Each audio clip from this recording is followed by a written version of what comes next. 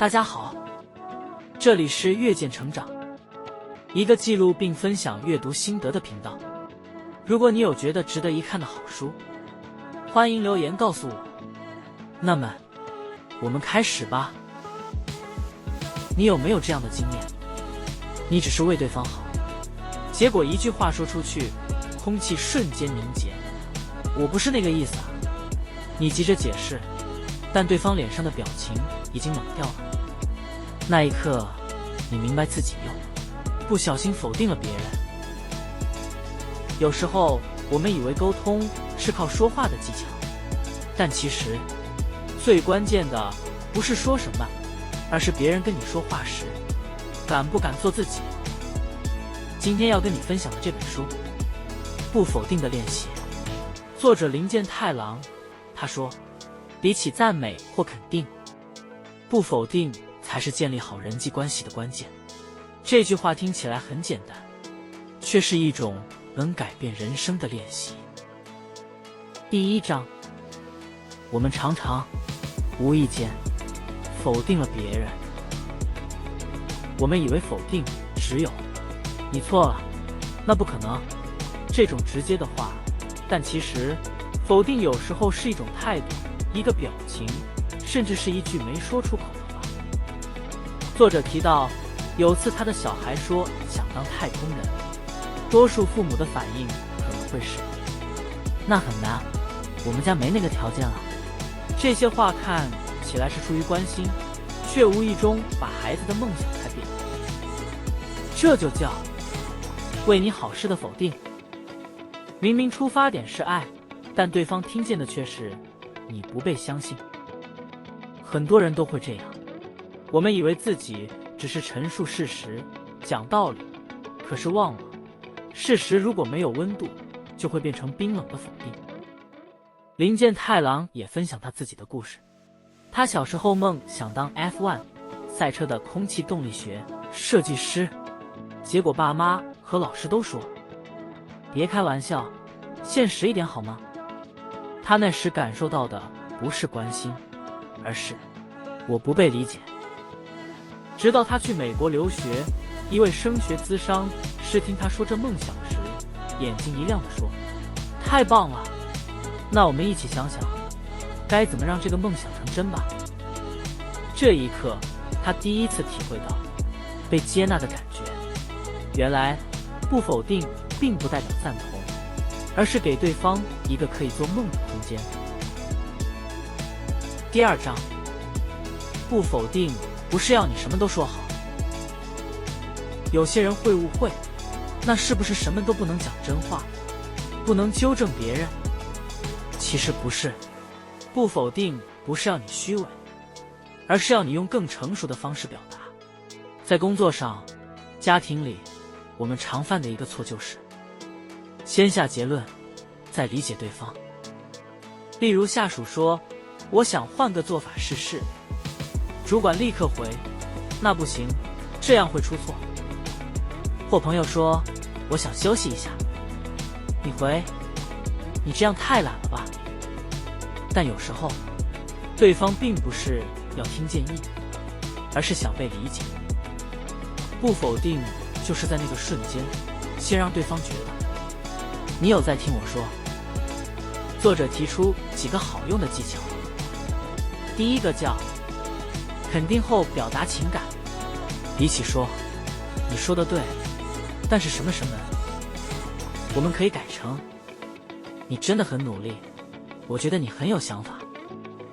这里的关键不是假装附和，而是让对方先感受到你的理解。第二个技巧叫主动保持沉默。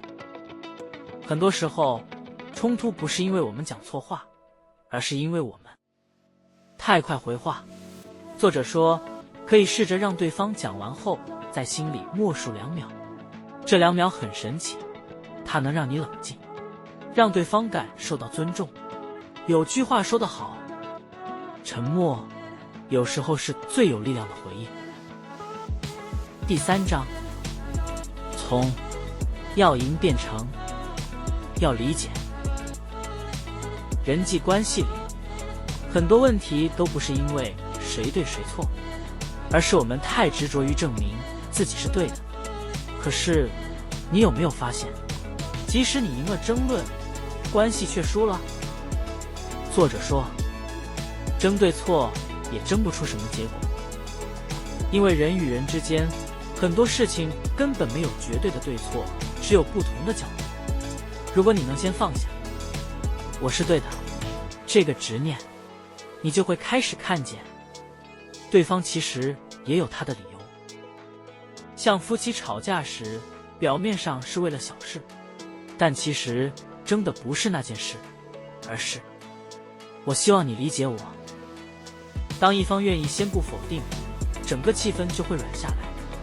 所以不否定其实是一种力量，它让人有被理解的勇气，也让关系有修复的空间。